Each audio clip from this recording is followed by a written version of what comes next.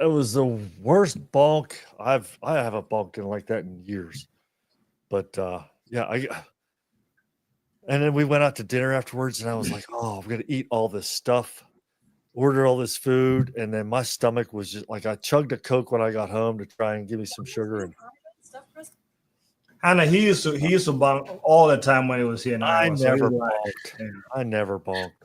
So this guy, he would we would go on a ride, like maybe 60, and you know how Iowa is super humid, and he would take like 2 bottles in like 100-degree weather, and he would be like, guys, look, I just drunk 2 bottles. And then we'll get home, and his wife would tell us that he was screaming in bed because the cramps were killing him. You know. Oh no. So Flopping he's around getting like a better fish. though. Well, you know what? I drank 2 bottles of water yesterday Whoa! All How day? long was the ride? You're like on your ride. on my ride. So it was it 35 miles? I think it was. Did you put 35 anything miles. in your bottles? Water. Okay, It was gonna Hannah, be you can help him out. You can help him out. I've I know. tried, and he won't listen to me. okay. All my stuff is packed. I couldn't find the Scratch Labs was probably over here at my dad's. I had a Bobo's in the truck that I almost took, and I said, no, I'm just going to go for a short ride. It ended up being, across the highway up to these mountains where I used to mountain bike all the time. And I thought, oh, I'll do this gravel trail that I used to ride all the time. And yeah, and it turned into, 35 miles with like 3 hours of riding and, 3,000 feet elevation. And yeah, That makes a lot of sense why you bonked then. yeah. So, and I really didn't. That's really- impressive. Really I long really ride I for really didn't eat anything for a water. pre-ride meal either. I was just I had a sandwich, and I think I had like 16,000 steps yesterday, moving boxes and stuff. So yeah, I was pretty wrecked last night. Too much walking. But I Okay, drank- let's. I We're drank 2 live. bottles of water. People, we are on. Okay, so we have a special guest here, Hannah Shell, right? Is that how you say Shell? Yes. Yeah. Super excited to have you on. I've been following your journey for a while now. You don't even remember when I first met you, do you? I never forget encounters. Was It's it okay. at I hope we're. was it at Big Sugar? Mm-mm. Okay, then no, I don't remember. That's right. It was 2 years ago, but it was very brief though. It was at Gravel Worlds. That makes sense. Yeah, Gravel Worlds. You just come off there tearing everybody's legs off. Okay, if it was post race, that makes sense because I've actually Yeah. followed you for such a long time Yeah. because I saw that you were in Iowa and that you were a gravel cyclist, and I was like, that's awesome because there just aren't like there are a lot of gravel cyclists in Iowa, but like compared to Yeah. the world of gravel cyclists, we're rare. Absolutely. Nobody's trying to promote the Iowa stuff, right? The Iowa gravel. And we have a lot of gravel here. So I figured might as well show the people. Yeah. Yeah, so Hannah, tell us, give us a brief, history of you and and how you got into this biking, your cool background that you just told us about, all that stuff. Yeah, whatever you want to share. Yeah. So I started cycling in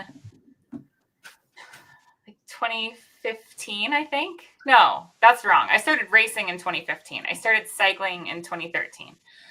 And I was doing this on the road at first. So I was racing for Papa John's and then DNA. I got pretty burnt out with road racing. There's a lot of pressure and there's a lot of challenges like within the road team dynamics, especially when you're an adult and you're balancing, like I have a full-time job and I had met my husband. And so we wanted to like go to races together. But when you're on a team, you stay with the team. So we kind of decided that, sorry, my cat is. Oh, no worries. Appearance. Justin's dogs make an appearance all the time, so you're good. Yeah, so we decided to kind of branch out and make our own program. And so we did this in 2019, the end of 2019, beginning of 2020. And everyone that we spoke to was like, we have a very large budget for gravel racing, but we don't have any budget for road racing. And so my husband and I said, well, maybe we should try gravel racing if that's the case. Like, we'll just see if we like it. And I loved it from the start. Like, I liked the challenge of it. I liked the longer distances. I loved that it was more community oriented than road racing. And I think a lot more friendly to people that are new to riding in general. What area was this? We were living in Colorado at the time. Okay. Yes. And so our first gravel race was the Oklahoma Gravel Growler, which is a pretty small event. And it's not in Stillwater, but it's like around that area. Oh, okay.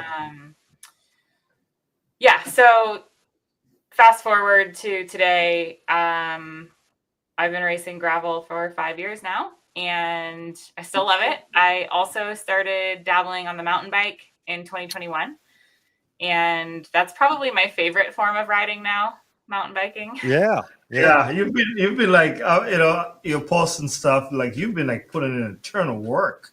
So Yeah. So yeah, being a Colorado person, I'm curious as to how you didn't end up mountain biking, and you went towards I guess the road scene out there is pretty good, but When I started racing, I was living in St. Louis. And the road cycling community in St. Louis, a lot of people are caught off guard by this. It's actually an awesome place if you're starting to race, especially for criteriums. They have like a weeknight criterium series. There's a lot of really fun local events. There's a lot of local teams. So it's a good community there. So a lot of the Iowa ladies would go down to St. Louis to race. Oh yeah. Like Gateway Cup. Yeah. Yeah. Right. Like Sandy and Darian and Catherine, Vanessa and them, they would all go down there to do the racing. So Hannah, I got a question for you. So I remember, I think around 2020, 21, so the mountain bikers in the Lifetime Grand Prix were dominating, maybe talking a lot of smack too. But you've come in from road, and I feel like you've done very well in the off-road. What were your thoughts on that? Can you talk to us about that transition? And did that talk of like, well, I'm from the road, mountain bikers are way better at off-road racing. How did you overcome that? Or did it even affect you? Yes, it was a really hard transition. And it was something where I started this already 5 years into my career as a professional racer. And I was like, I know how disadvantaged I am compared to the women I'm lining up against. Because even in the first year of the Grand Prix, I was like, the top 10 riders are going to be like either world champions or Olympians. Yeah. So it was intimidating, and I wasn't sure if it was ever going to work. Like I was when I first started on the mountain bike, guys, I was so bad. I was like crying on the side of the trail. I was terrified. I had no idea how to move the bike. I didn't trust the bike. I was not having fun. And so there were like two big game changers for me. One of them was my best friend, Starla, is a better mountain biker than I am. And she went out, essentially like forced me to go out and ride trails with her. And she would just stop and like walk me through how to ride each obstacle. And that really helps to build my confidence and to start having more fun on the bike. And then I also started to work with a skills coach. And this is something that I think, like before I did this, I had never even heard of it, but I think it's so valuable for everyone that's in off-road. Just from a safety aspect of like learning how you should have your body weight when you're going around a corner, because it is different than road riding. And those were like two big game changers for me. And then I just started to really have fun, because when you start to build the confidence and you start to like see a progression, it's almost more exciting there, because I'm like, my FTP is what it is. Like that's not changing, but I'm getting faster now because I'm getting better skills. So I am still like light years behind the women that are in the front, but that's fine because I'm closing the gap slowly but surely. Yeah, I mean, you've had some really solid results on the mountain bike this year, actually, Yeah, right? I have. Yeah. How was how I know you did the CR mountain bike, right? How was that? Can you talk to us about that? Yeah, it was really cool. So Haley Batten raced, which Yeah. she's kind of like new onto our gravel scene. But you know, like watching her in the Olympics last year, I was like, this is really cool to be on the start line with someone like her. And I love that course. Like it was one of the first mountain bike race courses I ever did. And so I love going back year after year and noticing how much I've grown. So yeah, I think it like, you know, classic mountain bike race started out really hard. I set my highest 1 minute power ever trying to stay with Haley into the single track. And I got onto the single track with her, along with my friend Leah Vanderlinden. And then they dropped me on the first descent, which was fine. I was like, I kind of knew that was going to happen. But I was happy that I at least got there. And then I actually dropped my chain at the bottom of the first descent. And I'm still not even sure how I did it because it's like pretty hard to do that on a mountain bike. But I think that it was just from going from a really fast descent into a really steep uphill. Oh yeah. And yeah, so then to like stopping and fixing that, I ended up, I think I was in 6th once I got my chain fixed. And then I just kind of like chased down the rest of the riders, and I caught the rider in 4th, like halfway through the second lap. So I was pretty happy about that. That's impressive. And you ended up 4th then? 4th, yep. Good job. Yeah. What's the bike you're riding? I have a Cervelo full suspension. So it's their ZFS 5. Okay, I don't know much about those. What's the components? I have Shimano XTR and Fox suspension. Yeah. Cervelo launched their mountain bikes in 2022, the end of 2022. Okay. And so they have a hardtail and a full suspension, and I love them. Yeah. Because their own, like Pon, who owns Cervelo, also owns Cannondale and Santa Cruz. Yeah. So they obviously had good resources going into the build, but for a characteristic road cycling brand to build a mountain bike and have it be as good as it is, it's pretty cool. Yeah, I'm trying to find but that's a bike. That's a beauty there. What kind of travel?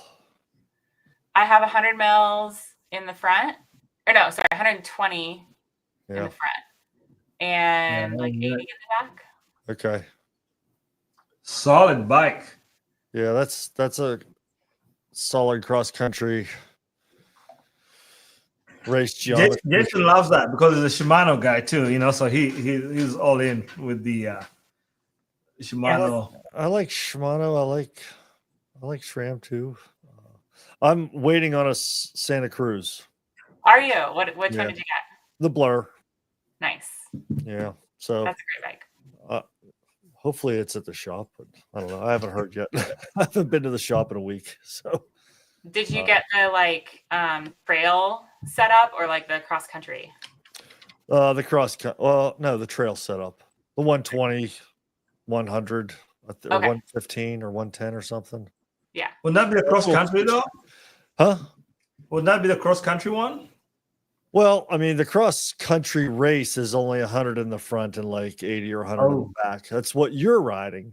Yep.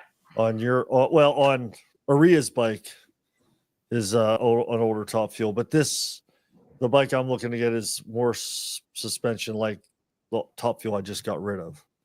But we do sell the Cervelo Respero. Is that what you're riding for a gravel bike? Yeah, Aspero. Yeah, I put a couple of those together. Those are nice bikes. They are. Yeah. So, Hannah, can you let me share with the viewers, guys. Let's check out her bike. Was this your Ciara bike here? Is that why you rode? Yes, that is my Crazy. setup for Sea Otter. Crazy tire. Can you talk to us about the tires? Like, because you look like you have a monster truck for sure. Tires is the big thing in everybody's mind these days. It is. And so I am actually working on some testing with, there's this guy that does aerodynamic and rolling resistance testing on the road, which I would argue is probably more valuable than doing it in a wind tunnel because you have to ride on the surface that you're going to race on. So for gravel racers, I am always skeptical when someone says that they did rolling resistance in a lab. I'm like, I mean, yeah. So anyways, that's what intrigued me working with him. And our first testing session was basically like, is the narrative true that wider is faster? And at least for me and for the setup that I'm running, which is this obviously the Aspero with Hunt wheels and Pirelli tires, we did find that wider is faster. So the Cervelo Aspero can clear up to a 45 in the front, and in the back, but I wanted to do something more than that. And really what I'm doing is I'm trying to optimize my setup for Unbound. Mm-hmm. And at Sea Otter, I probably didn't need as big of a tire setup in the front as I do for Unbound, but I wanted to test it in a race scenario and see how I liked it before I go into Unbound with it. So yeah, I had a Fox suspension fork installed on my Aspero, which was a really fun project. And that allowed me to run a 2.2 Lightwall Pirelli tire. So what's fascinating about the Lightwall Pirelli mountain bike tires is that they're actually lighter than some of the gravel tires in that range. Yeah. Oh, wow. Yeah. They have a 120 TPI casing, which is the same like light casing that Pirelli runs in their gravel tires. So they're super fast. And how did you say you're doing a 2.1 in the front? 2.2. 2.2. And what was you were still doing the 45 in the back? Yeah, a 45. It's a hard terrain gravel tire in the back. Are you doing is it the Centerados or? Yes. Did you feel like having the wider tire in the front and the skinny tire in the back, did you feel that affected the handling at all? So I noticed that I would sometimes slide in the rear when I was really like going, especially there's like a little single track section in the Sea Otter gravel, but that was fine because you can recover from sliding in the rear. Yeah. It's sliding in the front. That's the problem. Yeah. So I actually really like it. Yeah. I've got the bike I rode yesterday. It's a cross bike that I had like a 42 or 40 or 42 in the front and like a 38 in the back. Nice. And I've had it on there for a little while. That big in the front, little in the back. I felt like it's been a little bit weird handling. Maybe it's just the bike. Maybe it's just the tires. But I've always kind of wondered that. I've run bigger tires in the front and skinnier in the back on mountain bikes before.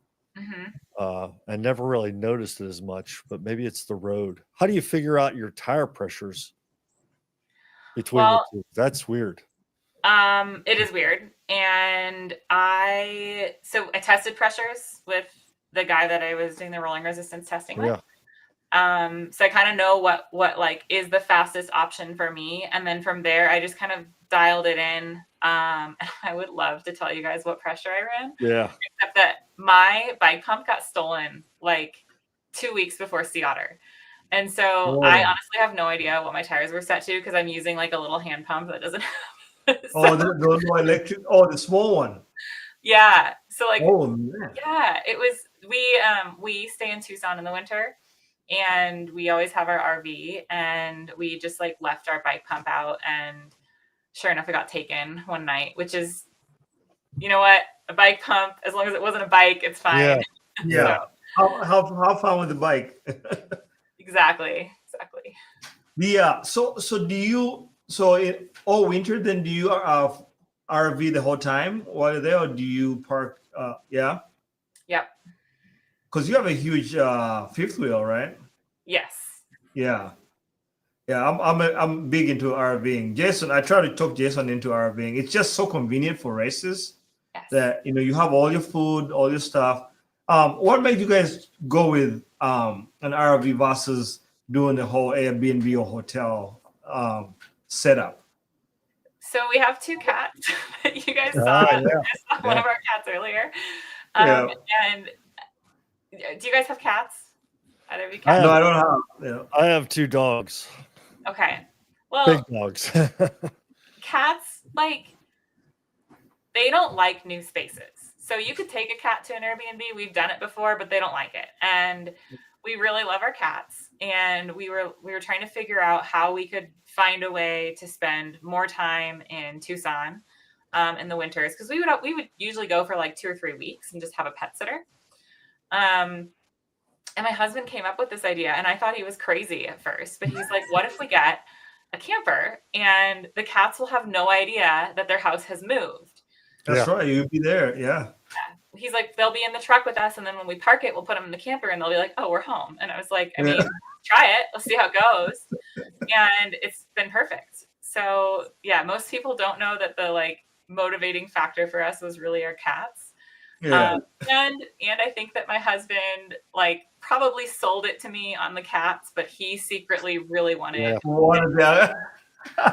Hey, that's a brilliant man right there. If I could use that excuse, I definitely would use that. So what is your RV setup, Aria? We got a Class C motorhome. And it's like right under 30 feet, like right on the nose, like 29.5.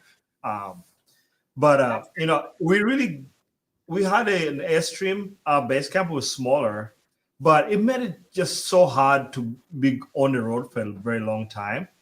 Like last summer, we spent like all summer on the road up in Leadville. So getting the motorhome, this Class C, just give us so much more room. You have all your stuff, all your food. You can cook your meals.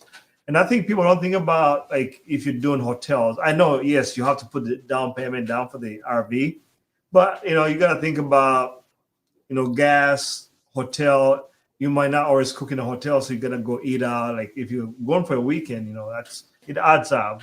But we really bought our motorhome because of the bike storage. It has a huge garage in the back, so we can fit like 6 bikes. It was really a rock ride mobile, and but it's worked out pretty well.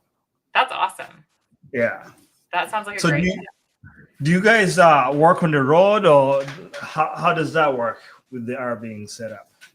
Yes. So I work remotely, and my boss, I guess you would say, I'm a contract worker, so it's like a little, I don't know, my manager, the person I report to, has just been super supportive. Like, is an athlete himself. So when I told him I was an athlete, he's like, I love it. Like, we'll support it however we can. And then Jake is a coach for a couple of Supercross athletes. He does their nutrition planning. Oh, nice. So that's very like remote for him as well. He travels to races and he'll like travel to where the riders are to do testing. But yeah, it works really well. That's cool. Cool. Wow, Supercross motorcycles, right? Yeah, Yeah, that's really cool. it is cool. It's like, so Jake comes from motorcycle background. Yeah, so it's a good situation for him. that's it. Jason, didn't you do motorcycles? I did motorcycles when I was a youngin'. Nice. That's really fun. I've had, I don't know, like 6 of them. I tried to do the racing, but it was expensive. Oh, Yeah, seriously. new tires, new chains every week. It seems like, I don't know, I couldn't do it. Too expensive. It is. Yeah, and people think that bike racing is expensive, right? But then you bring in motorcycles, and then after motorcycles, then you go to the stock car racing, right? Yeah, Then you go to aviation, right? They're hobby pilots and stuff. yeah. So I feel like at the end of the day, it's not, yes, it's still expensive, but not. It could be worse. You could be spending, $6,000 in tires on a weekend. It's what sponsors are for. That's right. That's what sponsors are for, you know. And if you're good enough to get a sponsor, then just keep doing it. Yeah. Maria, So, go go ahead, ahead. Jason. Go ahead, Maria. Are you originally from Iowa? Yes. Yeah. Tell us about your Iowa roots. I want to know about that. Yes. Okay. So I was born in Des Moines, and I lived in Des Moines, Ottumwa, which is like, do you guys know Ottumwa? Yeah. Oh yeah, yeah. That's where my little dog Dusty is from Ottumwa. No way. Yeah, we just got he was our COVID puppy.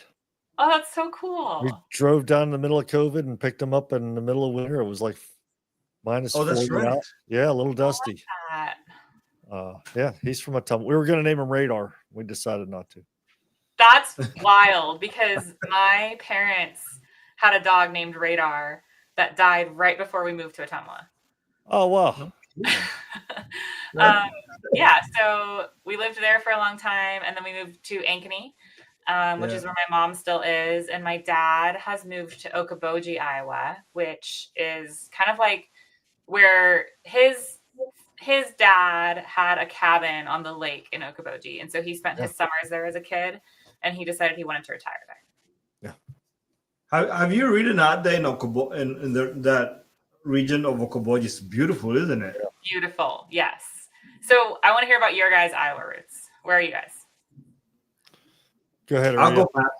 I'm in Iowa City. You know, I came to Iowa, you know, originally for school, and I kind of moved away, moved on to the East Coast in Boston, lived there for a while, came back.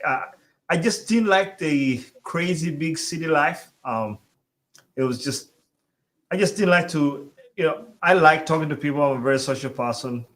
And on the East Coast, people kind of just are like super, unless you really know them, people are not going to be nice to you really on the street. Yeah. And then also the traffic, I wasn't digging that lifestyle at all. So I came back to Iowa, and I've just been living in Iowa City now over 20 years, I think now. That's awesome. So, yeah. Great. So we'll be staying here, I think, for a little while. Great. I mean, yeah, Iowa's a great place. It's kind of hard to. Yeah. So and you know, you can't beat, you know, gravel roads, like literally, like in a mile and a half, I'll be on gravel. You know, so it's not bad. We have mountain biking too. It's not Colorado mountain biking, but it's there. It gets the job done. So yeah, I think we have a pretty good mix of stuff here. That's great. So, my wife took me to Iowa. She finished her PhD from University of Pittsburgh. Nice. And she got a job at University of Iowa. Okay. Teaching there. So we moved to Iowa. I kind of retired for a year or two and said I wasn't going to do anything.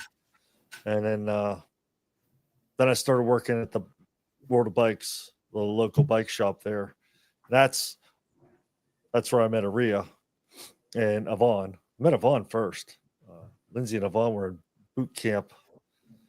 Yeah, TRX. Boot camp TRX together. So, yeah. Was that your first gravel race that I met you on? Oh, yeah. We used to have a local gravel race. It was called IC Gravel, Iowa City Gravel. Nice little grassroots back in the day. What was it, 2018? Yeah, I think maybe 2017 or 2018. It finished? Yeah, back then when we were riding 36s with super wide tires, on the Divide. You were on that Cannondale fat bike, weren't you? No, there's no way. Or were you on the Diverge?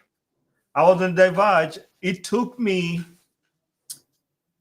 10 hours to go 60 miles. Wow. I started cramping like 25 miles in. I was kind of like Jason. I wasn't eating anything. I was just drinking water. It's not a good strategy. and also my training was literally, I would go to the gym every morning and I lift weights and I'll spin on one of those gym stationary bikes for 15 minutes. I'm like, I ought to do it, right? So I did that every day for like a couple months, like 2 months or so. Then I thought I was race ready, you know, and turns out that's not enough training to ride that distance. But yeah, so go ahead, Jason. I remember going by you and you didn't look good. No, no. We became legends, though. We did get we were awarded a prize for being the Iron Saddle because we just stayed there for too long. They thought we'd quit. Actually, so in a way, I'd say it was not as bad of a performance as, you know, obviously, yeah, 10 hours, you know, like 6 mile an hour average was ridiculous, right? It's really slow. But it had rained the night before. Oh. So there were a couple of B roads that were like, you know, 2-3 miles long or whatever that would just, you couldn't ride them. You had to walk. So those killed the legs and then also the hiking. So a lot of people quit. And right about when they were about to close the course, the race director called me. Like, did you guys scratch? And a dog is chasing us. I got nothing left in my legs. So I told I always give my wife 10 seconds. I can sprint, you know, but not for very long. So I always tell her, you got 10 seconds. If something's chasing us, a grizzly is chasing us, a dog is chasing us, I give her 10-second head start. And if she's not clear of the danger, I'm going anyway. Because someone's got to tell the story, right, Hannah? Right? We both can be killed there. So someone's got to tell the story. They want to know what happened. And, you know, so one of us will have to tell the story. But anyway, so I'm talking to the race director. The dog's chasing us, is backing us. And I'm like, yeah, we're here. We're almost like 1.5 miles away. We're almost there. And yeah, well, I think we became kind of like local legends after that. It was pretty cool. That's awesome. Yeah. And then I was hooked. You know, I was like, you know what? This off-road racing stuff sounds pretty cool. And I started doing indoor training that following winter. So yeah. So now I'm faster than Jason, you know. So well, you started talking to me, and that helped you. Yeah, out it just the speed rubbed off, right? Those are like the coolest stories, I think, or like sometimes the slowest races are the ones that you look back on with the most fondness. Right? Yeah. I feel like, you know, if you just do mundane stuff, it's like, where are you going to find those epic stories to tell, right? Yes. So Hannah, I'm a tech guy, and I noticed that you use a lot of tech in your influencing. I don't know if that's the right word, but I noticed you use a lot of tech. Can you tell us, like, and not to be like, I noticed like a lot of women don't do tech, I feel like, in the way you're kind of using it. So I was just curious, and I was going to ask you that on Instagram, but like, I'll just wait till we talk to you. I'm just like, what kind of, you know, forces you to look outside the box to do that? Well, I am a nerd, so that's like the first thing.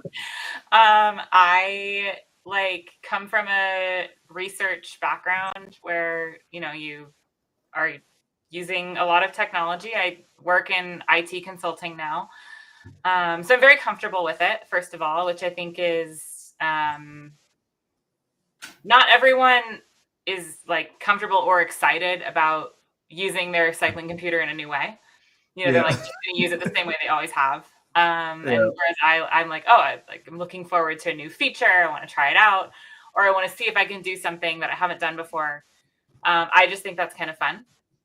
And I do like, there are a couple of other women that do a lot, both with like cycling tech in terms of like their computers and like their electronics, but also in terms of their setups.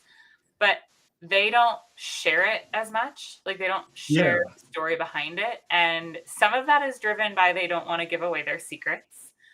And I have been given that advice that, hey, you need to stop giving away all your secrets. And I'm like, you know what? Like at the end of the day, if someone beats me because I like had some secret knowledge over them, I don't really care. Yeah. Like, that's not, or sorry, if I lose to someone because I gave them my secret and I no longer have my secret, I don't care. Like I want to raise people on equal footing. But yeah, I just like, I think that a lot of times sharing that stuff will help someone think about like, oh, I could set up eat alerts on my Garmin, or, you know, like maybe I should look at I can optimize tire pressure or something like that. So what's your favorite, whatever secret that you'd be willing to give up? What's your favorite one, and what do you think is the one that you think would have helped you the most? And it's like, I don't want to. I'm not ready to share that one yet. If you don't want to give it up, that's fine. But I mean, No, I mean, I would say rolling resistance testing is like far and away something that everyone should do. There is a lot of benefit to be gained. And I don't know that that's even a secret necessarily. Like, I think that we all know rolling resistance is kind of one of the key forces that's acting on us with gravel. yeah. But investing the time in it is huge. Like, it's worth the investment. I think that it was interesting that you said not a lot of women are doing this. And that was kind of my motivation for starting it. Like, this year I've been like nerding out in my setup a lot more than I normally do. Yeah. And the reason is because I was like, man, there's a lot of men that are doing this. Like, there's Dylan Johnson and Chase Work, and they're kind of like coming up with these innovative ideas and then racing with them. And I was like, I just don't see that on the women's side. And I want women to be able to do that too, because I think it's fun. Right. Yeah. And I feel like that's empowering, right? Like, yeah, it's just, I think it's especially now that you're in a position to actually, leverage those, technologies or research. I think you sharing it is really beneficial to other women, that I think it will make even more women get more into the nerdy side of things. Because I feel like most people are like, oh, just the men are into tech, right? So it was cool to see that you had the flying drone and all of the stuff. So I'm like, that's really cool. So I'm a nerd myself. So talk a little bit more about this rolling resistance. Is it or are you doing this yourself? Are you doing it with somebody? Yes. So I have someone that's helping me with it. And it's just like, it's a very like sort of like scientific approach to testing. So I find it very interesting. And I think that rolling resistance is very individual. So what's fast for me is not necessarily going to be fast for someone else. But we often look at rolling resistance numbers and we're like, oh, like so-and-so said that this tire is the fastest. And it's like, you need to test that on the terrain that you're racing. You need to test it on your bike with your weight and with your riding style. Your fit, everything plays into it. So are you like putting a set of tires on the bike, going out and timing that section? Do they have like special sensors on the bike looking at things? Yeah. So the guys that I'm working with they used to be engineers at IBM, and they've developed this entire system to measure aerodynamics, rolling resistance. They have they built software that goes onto a Garmin head unit. Okay. That then captures the data with their sensors. And then they have I guess you'd call it an app, for lack of better words, that processes the data and gives you feedback in real time. So like I can do a run and come back to them and they can be like, that's looking like that was faster. So this is what we want to do next. So it's really cool. Are you using those valves that inflate and deflate the tires as you go? Okay, so the guys that came up with this, they're Dutch guys, and they're actually like good friends of mine because they camped next to us at Unbound a few years ago. And I've been thinking about, I'm like, I should probably reach out to them because it actually makes a lot of sense. And it's kind of right up my alley, but I'm not using it yet. Yeah. So. That'll be cool. That was all the Paris-Roubaix, I believe. Yeah. Before, that was all over the place there, I think. Well, and at the UCI Gravel World Championships. Oh, that's right. Yes. Yeah. It was Marianne Vos was running them, and obviously she won. So. Yeah. That's literally right up your alley there. You should try it out. I'm not a tech guy, but I would consider doing that before I would consider doing electronic shifting. Really? Yeah. Oh my goodness. That's wild. So what do you not like about electronic shifting? I don't even have an electronic question. bike yet. Great question.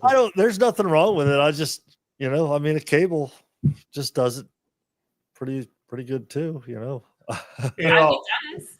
Yeah. Yeah. I never have problems with my cable bike shifting. So I just haven't got to that level of wanting to do that to my bike, you're missing out, I would man. do the air pressure thing, I think, before I would do the electronic shifting. I'll do it all. Just so last Saturday we rode out down by Ainsworth, kind of like Mount Pleasant out that way, and I dropped like my chain on my Type T SRAM transmission, which I've never done electronic, and I kind of fixed it a little bit. I did like micro adjustment through the app, and it did just fine the rest of the ride, but it was kind of noisy, and I took it down to the shop. I'm like, guys, it's like shifting kind of weird. And they look at it. They kind of did, reset the derailleur. Went through the you probably should clean your drivetrain, And I realized that I got that bike in October, and I had never cleaned my drivetrain for like months. So it's in a way it's good advertisement, also not good in a way because it's so resilient. I feel like you would not get away that long without cleaning your cable actuated drivetrain. Like with the electronic, I was able to just kind of do micro adjustments as I was riding out, and it just kept them going. But I think that's one benefit I've seen is you almost put it on and forget about it. And if you have issues like that, it was user error in this case. Otherwise, they just keep rolling. So I'm a convert, for that electronic stuff now. And also, I suck at working on my bikes. So yeah, anything. I'm old school. So if the derailleur's not working right, I'll just bend it a little bit so that it shifts a little bit better. Or, run the barrel adjuster out to make it shift a little bit. If it doesn't shift very fast going down, that's fine. As long as it shifts better going up, that's fine. That's how I do things. So Hannah, with working, how do you find time to balance training at a very high level, and racing at a very high level and still working? Because a lot of the people that you line up are just racing full time and you're still right up there. How do you find that balance? So like I mentioned, my boss is very accommodating. Yeah. So I work probably on a big training week, I'm probably working 30 hours. Okay. If I'm not training, I'm working full time. If I have a rest week or something, I work 8 hours every day and it's awesome. I get so much done. But what I do is I kind of work with my coach to figure out what my training schedule is going to be. And then I block my calendar for work. And I just mark myself as out of the office. I'm a contract employee, so I'm hourly. So there's no concern about me not putting in the 40 hours when everyone else is. And I told them early on, I was like, I promise you that I will always get my work done. If you guys allow me to have my training schedule, allow me to have my racing schedule, I will find ways to get it done. And so sometimes it does mean that I'm working at 10 o'clock at night, and that's, that is what it is. Yeah. But overall, I really like it because it gives me something that takes me out of the racing and training mentality. And I need that to stay in a good state of mind. That's cool.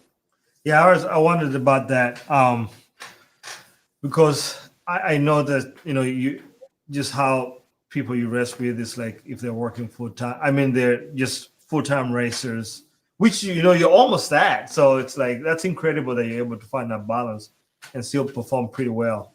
Yeah. It is hard. I'm not going to lie. It's hard. But yeah. So what's the next big race? Unbound. Unbound? Yeah.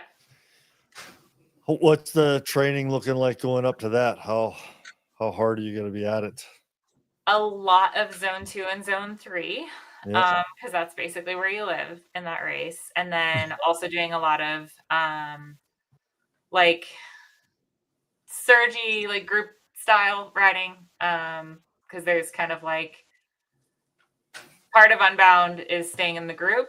And then part of it is also just being able to like that eventually that group is going to whittle down. You're either going to get into a small group or you're going to be like, if you're in the front, I mean, fantastic, but it's still going to become a small group in the front. So then you kind of are into your like zone 2, zone 3, and just sitting there for 6 hours. So yeah, definitely like ramping up the mileage and spending a lot more time in those zones than I normally do.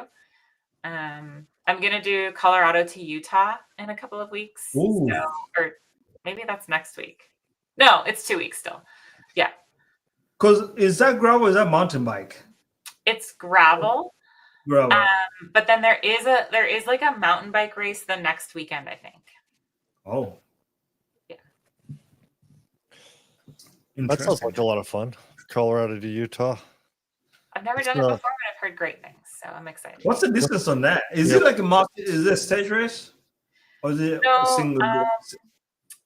The distance I'm doing is 125 miles, but they have a lot of distances. Like they have 100-mile. I know they have. I can't remember what the shorter ones are, but like they have a lot of options. Yeah. Yeah. Interesting. Okay, so I gotta ask you this. So in the men's, I know when I listen to a lot of like I watch some podcasts, you know, the posts and all that stuff post race. There's always some bickering about people not pulling through and stuff, and I don't hear much about that on the women's side. Do you guys run into that where, you know, like some women just kind of sit on, and how do you, you know, is that something that you guys have to deal with, and how, you know, what do you do? So this is a really funny, like, mixing of worlds that's happening in gravel right now, where the women that have started racing off-road, like they've either come from a mountain bike background or they started in gravel, are very much of the attitude, everyone should work, everyone should pull through. The women that come from road racing are more of the attitude of like, I'm not going to work unless you make me. Yeah. Because road racing is more strategy, but gravel racing could benefit from having strategy. Yeah. And the first team that properly applies team tactics in gravel racing is going to clean house. Yeah. Like whoever does it, and there's a couple teams that have tried to do it on the women's side, but I don't think that they have strong enough direction to carry it through. And there's going to be a big mentality shift because right now gravel racing is like privateer, like everyone's racing themselves. But the first team to do it and to do it right is going to clean up. And I'm personally, like, when I first started gravel racing, and someone told me that eventually there would be team tactics in gravel, I was like, ugh, like, I hope not. I hate that idea. And now I've totally like switched on it, and I'm like, I'm actually really looking forward to it. I think it's great. Like for me personally, if everyone in the group is working, I will work. I will probably not work. Like, I'm going to save some energy. I'm not going to pull through as long or as hard as the other women in the group. I probably should. This is another secret I'm giving away. I will always save a little bit of energy. But if there are women that are sitting on, I'm probably going to sit on because that's the road racer in me. That's like, if there's a woman sitting on, I am not assuming she's sitting there because she's tired. I'm assuming she's sitting there because she's going to attack. Yeah. And so I want to be with her when she does that. So, yeah. And that's the thing. It's like, it's kind of tricky, right? Because if you're in a group of like, let's say 15, every one of those riders has the ability to win that race, right? So it's like, what's the motivation to get up front and pull a group, you know, for a mile or whatever, and then they attack you and you just, you know, got done pulling, and then you can't recover. Nobody's going to bring you up because it's not a team thing. Once they go up the road, they're going up the road. So yeah, it's very interesting. I'm curious. I'm excited to see if at Unbound. Do you think Unbound we're going to see some kind of team strategy? So I think that there will be attempts, and I think that like last year the Specialized riders had like a loose alliance going into Unbound. So I think that there will be, again, I'm like, I say attempts and I don't mean that to be like condescending or like saying that it's not going to be successful, but I think that until you have a team director Yeah. and you're on a team where like your salary is not based on your results, your salary is based on how you help the team perform. Until that happens, I don't think we can have proper team tactics. Yeah. Yeah, because everybody's trying to get that top stop, Yeah, I mean, everyone is for themselves to some extent. Yeah. There are really not any gravel teams out there that are built like a road team. Yeah. So I think that we will see attempts. I don't know that it will be like how strong those alliances will be, if that makes sense. Like if specialized riders at the road, maybe the other specialized riders are going to sit on, but I don't think though that they're going to be like actively deterring a chase. Yeah. Yeah, because last year you had the what's that team, the PAS, those guys, both on the men and women's side, they were kind of trying to. I remember, was it Gravel Worlds, right? I think they were going, tag teaming. What's the name? Lauren Stevens, right? So yes. Yeah, I was very interesting to see like actual road tactics in gravel. I think it made that race so much more fun to watch. So I think you're right. I'm curious. I think we're gonna see some kind of weird teams going on. So I wonder how that would come about. Would you think it would be the bike manufacturer kind of setting because like how many Cervelo riders are out there in the field? For riders that are like sponsored by Cervelo in the women's field, it's very few. Yeah. I don't want to say I'm the only one because I'm probably not, but I'm not. I can't think of anyone else right now. Cervelo sponsors some cross racers. There might be a few cross racers jumping in. But I think that what needs to happen is like actual teams need to form. And the Pas Normal is the closest thing that we have. And they have Emily Newsome, who is like one of the best strategic cyclists in the gravel scene today. Like Lauren Stevens is probably the best if you think about someone that is actually executing strategy, along with Sophia Vichafanier. And then like Emily is someone that has always tried and will always try more strategic racing. You're going to see her being more aggressive.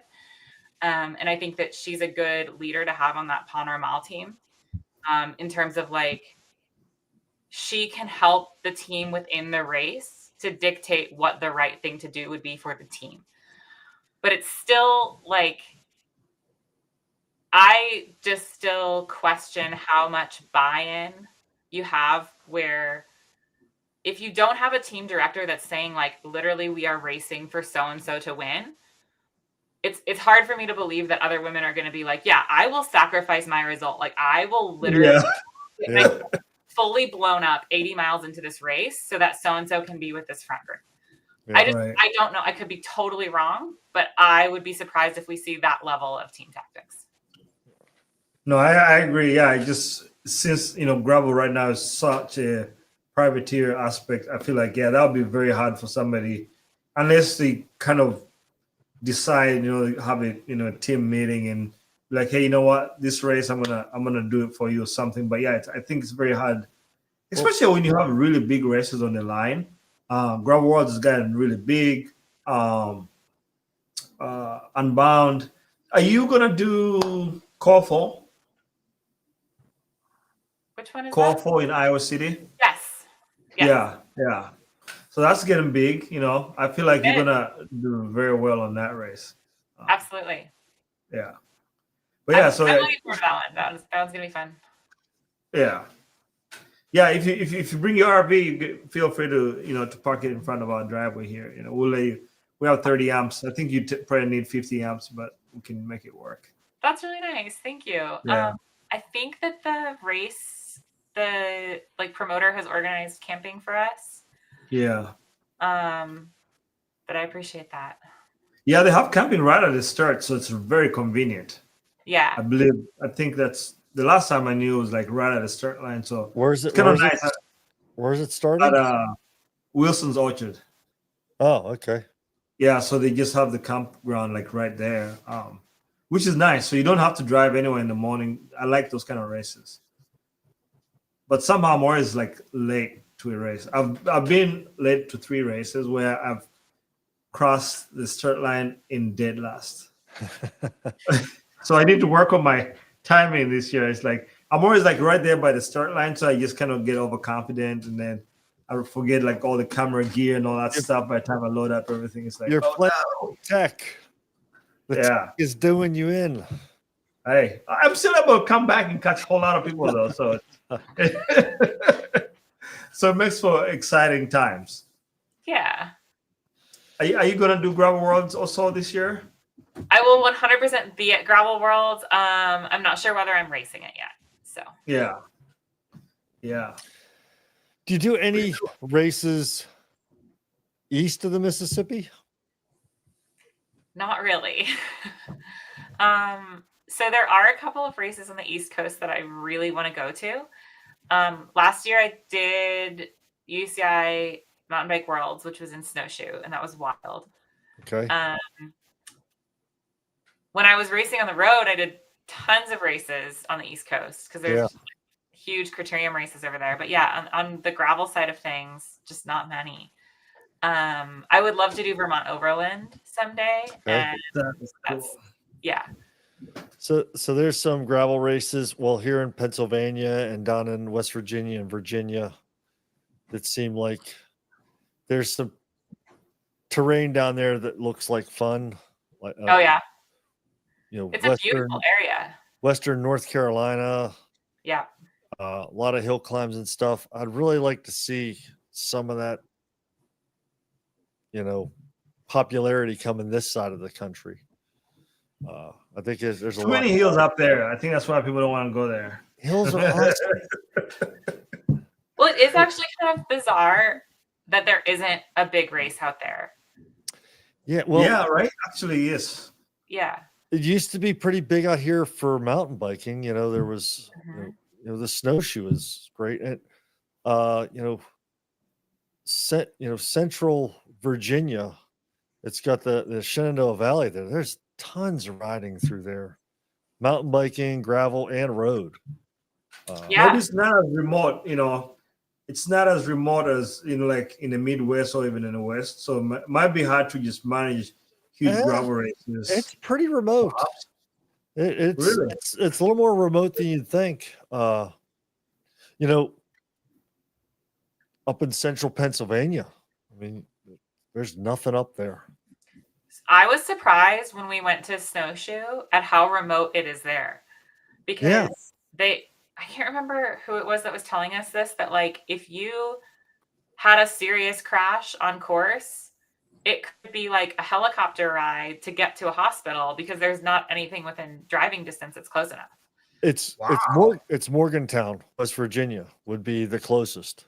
Yeah. And they're like 2.5, 3 hours away by car. Yeah. It was kind of scary. So actually at World, it was muddy and the lead moto crashed and broke his femur at the bottom of the single track. Yeah. And I am not a good rider in the mud. And I like stopped with him because I was probably the last rider in the elite women anyways. And I was like, I'm not leaving this guy down here until someone else gets here. Cause I was like, he's hurt. And then later on, one of the other moto officials told me that he broke his femur. And I was like, that is like terrifying because it would have been a long time until he could have gotten help. Yeah. Yeah. It's pretty remote out here. Or Tennessee, Kentucky. Yeah, I guess It's so. all, yeah. I get it with the, setting up the course and having to, stop traffic on certain roads and stuff might be challenging, but I think there's room for it, Maybe you should start one, Jason. Yeah, you always want me to do these things. Yeah. One of the races I was super bummed I never did was Ted King's race up there. That looked like a fun race. Did you ever do that one? No, but what was it called? I was just trying to think. Yeah. I'm trying to remember. Was it Rooted? Yes, Rooted Vermont. Yeah, that's right. Yes. Yeah. I was super bummed. It looked like a really fun time. But things happen. They happen that for looks like a everyone. really cool event. Yeah. Cool. Well, Hannah, we don't want to keep you too long. You know, you got stuff to do and stuff. Well, thank you guys for having me. It was so great Yeah. to get to chat Come more. back. Yeah, I would love to. Yeah, that'd be We'll probably be doing Gravel Worlds for sure. You know, Nice. Awesome. maybe we'll do a live podcast that day if you're there. If you're not too tired. Yeah. You know, so let me know. pretty cool. I actually am on the Gravel Worlds like promoter team. So I work for them. And I think that like I could be making this up, but I feel like we might have some other live podcasts that they have already started coordinating. So I Nice. didn't know if that's something that you guys are interested in. There's probably a lot there are a lot of really legit riders coming to Gravel Worlds this year, so it could be a good opportunity for you guys to talk to some other people too. Yeah. Oh, great. Yeah, that'll be cool. Oh, before you go, what is your favorite piece of tech that you're using right now? 2025. Maybe 2024 as well. That's like a really hard question for me to answer. I have so you mentioned the drone earlier, and like I am obsessed with the drone. It's really fun. It's like a game changer for content creation because you don't have to like constantly be asking someone to film you. Yeah. So I am enjoying that. But I don't know that is that necessarily cycling tech? I don't know. I mean, it's. I feel like it's a big part of your storytelling. I feel like tech. so. Yeah. It's tech. Have you crashed it yet? No. I have crashed it so many times. Yeah, that thing is resilient, huh? It is resilient, and I actually broke mine because one of the like propellers. I actually think it hit a bug, like a very large bug in Tucson, because where it crashed. I was on a gravel road. I wasn't on a mountain bike trail. I have no idea how this happened. But yeah, the propeller is like sort of like, I don't know. It's like broken, but the repair kit is only $30, and you can just replace the part. Yeah. So. I was last year in Colorado. I don't remember one of the Tour Divide overnight towns, and I had my drone following me. And I was really having the best of my life on the mountain bike, just kind of flowing. And I took a right turn onto the main road, and it'd been like super windy. And when I came on the road, that wind just blew my drone into a tree, like 20 feet up. And I just bought the drone. I'm like, are you serious? Like, and there's nobody. I'm like, probably like 10 miles outside of town. And I just kind of stood there. I'm looking at it. The tree was super skinny, so there's no way I was going to be able to climb it. It was difficult. Luckily, there were like a bunch of like dead tree branches and stuff. I found one that was like right about probably 20 feet long, and I was able to knock the drone down. I broke like one of the propellers, but I was able to get it back down. Save it.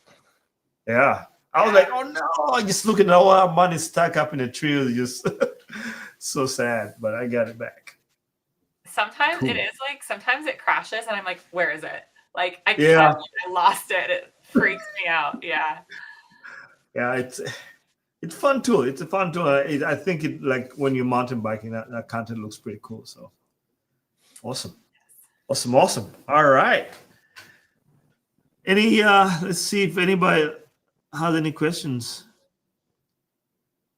People are just talking about Tennessee. They want to know about the East Coast gravel. Yeah, Jason, maybe this is your chance to start something. Let's go. I'll show up and ride. I'm not going to help you at all with any of the organization. I got a 35-mile loop that'll kill you because it almost killed me. Oh, maybe not. Take water. That's right. Yeah. Just water. No. Those are the kind of endurance rides I like. You don't get food or water. You just gotta go as fast as you can. No way. Real quick, Hannah, there's a guy from Pittsburgh named Danny Chu. So he started riding back in the 70s. He dubs himself the Million Mile Man. And he used to do crazy things like that. Like he would ride from Pittsburgh to Harrisburg and back and only take like 1 bottle of water. He started a bike race called the Pittsburgh Dirty Dozen. It's been going on since the 70s. Check that out. It's 13 of the steepest hills in Pittsburgh. That's cool. You race up it. It's tough as hell, and it's fun. Yeah. That sounds. I don't like really hill climb. Yeah. What's that? Go ahead, Hannah. What did you say? Oh, I just said that's a really cool event. I like the idea of that.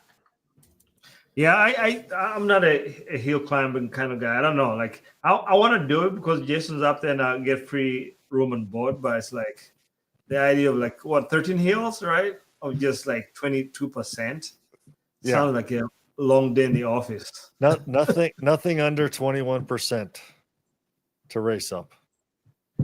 Yeah. What kind of setups are people running for that? Just light bikes, 53, 39 in the front, just standard road gears. There's a single speed group that they'll do single speeds. That's crazy. Single speed? Yeah. Like what? So it's you ride neutral between the hills, and as you're coming up to the hill, there's a guy in the lead pack that's one of the race guys, and he'll blow a whistle at the close to the bottom, and then it's just straight up free for all to the top, and they got people at the top, and they write down who you are as you cross over and what position you're in, and you get first place gets 10 points, and 10th place gets one, I guess. And it's super steep stuff. It's just, and there's a profile there. That profile looks horrible. That does not look like fun. that's the 13 hills plus the hills to get to where you got to go. It's all around Pittsburgh. It's crazy. Yeah. Only the East Coast people do that. And then it looks like some of the climbs have cobbles on them, right? Yeah, there's a bunch of cobbles. It's fun. I did it like 3 or 4 years in a row. I'm gonna tell Jake about that, my husband. That's like something that he would love. It's like right up his alley. Yeah. There you go. Yeah. I don't know if I like this. It would be so painful, But it looks like they're having fun with it. Jeez. So it started out in the late 70s, and it was Danny and his brother and a couple of friends, and they started doing it, and it was always the Saturday immediately after Thanksgiving, rain or shine. I think they only didn't do the ride maybe 1 or 2 years because of blizzards, And then they recently, when I did it in 2012, 13, it's like 150 people total. And just recently, over the last 5 or 6 years, they've had to do 2 heats of 100 racers in the front, and then like a B group that's like 100, 150, and then there's like a party bus group too that's doing it. People are out there on tandems trying to get up the hills in tandems, and Cool. And they've also moved it from after Thanksgiving to earlier in October, I think, to try and get better weather and get more people out doing it. But I'll definitely be in the A group for sure. And Danny's a wild guy too. You got to check out some of his stuff. He's tracked himself to 870,000 miles or something. Unfortunately, he had an accident where he did one of these rides. He passed out or fell asleep or something and hit a drainage culvert and is now paralyzed from the waist down. So he's doing all his cycling now on a hand truck, hand cycle. So really cool dude. That is really cool. Eccentric. And I think he trucks everything by paper. There's no digital record of anything. And when I did the Dirty Dozen, so the rules are you don't put a foot down, You maintain forward movement up the hill. If you put a foot down or stop or walk or something, you got to go back down and do it again. Otherwise, you don't get credit for it. And he used to call everybody that did that ride. I remember seeing you. Did you make it up all the hills and stuff? He called me 3 times, asked me every time, did you do it? I said, yeah, I got it. Man. Hey. Oh, I love that. Yeah. Serious. So that race has gravel vibes. Like that, it's not a gravel race, but it has gravel vibes for sure. That's like serious, like grassroots stuff, you know. Yeah. Speaking of which, Hannah, what are your thoughts? I feel like Gravel Worlds, you know, I love Jason and the guys of the crew over there. They've been like really making, you know, I think outside of Stillwater, you know, Mid-South, I think Gravel Worlds is probably one of the next best like weekend that you can have in a gravel event. What do you think is driving? They've been like really, because you're kind of close to those guys. What's the plan there? I feel like they picked up so much steam and it's cool. I like it. I mean, I think that their goal is to just grow the event as much as they can while still maintaining the like grassroots feel and like still focusing on the experience of the average rider. So like that's something that they want to stay very true to, is making sure that they don't get like fully wrapped up in like the pro side of gravel racing. Like they want Gravel Worlds to be an event like for everyone. And I just think that it's like, I mean, these people just love bikes and they love community, and that is what leads them, like in their decision making and in everything. They're like just genuinely like really good people. Yeah.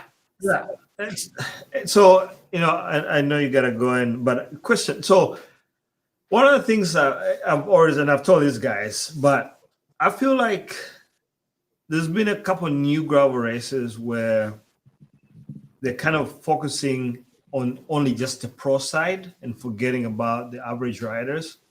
What are your thoughts on that? Do you think in the US we have pro only gravel racing without events that are fueled by average riders? No, I don't like. There is no pro gravel racing without the average gravel rider.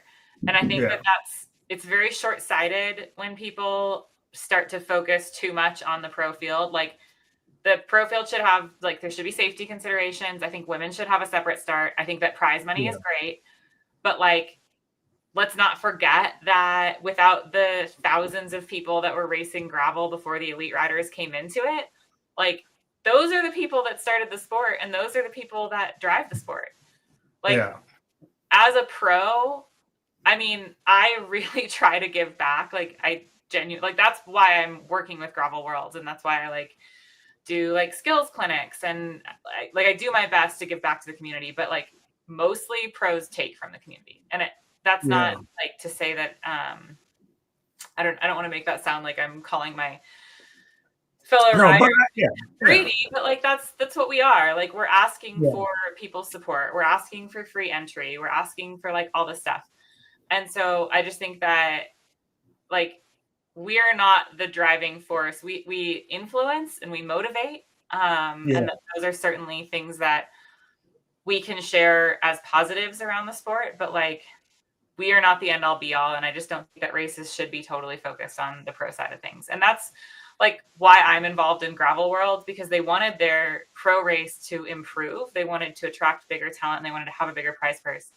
But they were like, we want to do this in a way that doesn't sacrifice the experience for everyone else. And that's really what my role is, to like weigh the cost and benefit of like, okay, if we're going to do a women's separate start, how do we do this so that women don't feel, or like other women don't feel excluded? And like, how do we do it so that if someone who has never raced in the elite field before wants to take the step up, they don't feel like intimidated by, okay, now I'm not with my guy friends that I ride with every week. So Yeah, no, Sorry. I think that's been my argument, and Jason probably could, it's probably tired of hearing me say this, but I think, it's like when you look at, Gravel Worlds, Unbound, Mid South, those races were big because regular people just love to go and do these events. Yeah, and I think I won't name names, but there's an event I went to, and they're really just focusing on just the pro side. You could tell that all the advertisements going there, which is fine. I love I love racing, but I'm like, if you're trying to grow this race, you're gonna have to kind of reach out to.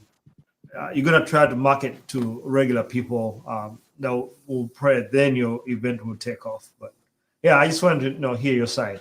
And so you are for the women's separate start, right? I am. I was not at first. Yeah. Because I love the chaos of a mass start race. Like I thrive on that. But as it's become more professional, there's no way to tell the story of a women's race without women having their own start. Yeah. So yeah, especially if you have different, you have sponsors and different obligations, and being able to have that, that time, the camera time, screen on time as you race too, is like you'll be lost in the sea of men, and the coverage ends up focusing on men really, and then women's kind of like, oh, the last 20 miles now we can talk about the women. So which it's been cool watching women only doing their own thing too. So cool, awesome, yeah. See here, yeah. I don't know. I don't have any more questions. Yeah, people said e-bikes are probably the way to do it. We could do e-bikes for the dirty dozen. I think I like that idea too. Yeah. No, stop with Yes. all that tech. Jason's appalled. Yes. I don't even like electronic shifting. Jason, you got a lot to learn, buddy. You got a lot. I don't know if I ever get my Santa Cruz. Maybe I'll be a convert, but I don't know. I'm Are telling you you. getting Shimano components on the Santa Cruz? No, he's not. It's transmission XO or XO1. XX, yeah. XO1. Nice. XO. XO1. Wow. He's not stoked. I don't know why. It's like, What's that? you're not stoked about it, but you're gonna be so stoked. Here's what's gonna happen. He's gonna get it, and he's gonna tell me how amazing electronic shifting is. I'm gonna be really stoked when I get it and go for a ride in the woods. But right now, having been moving boxes for 4 days, like a little. Yeah. Getting slower by the second. Yeah, it's been a long. Awesome.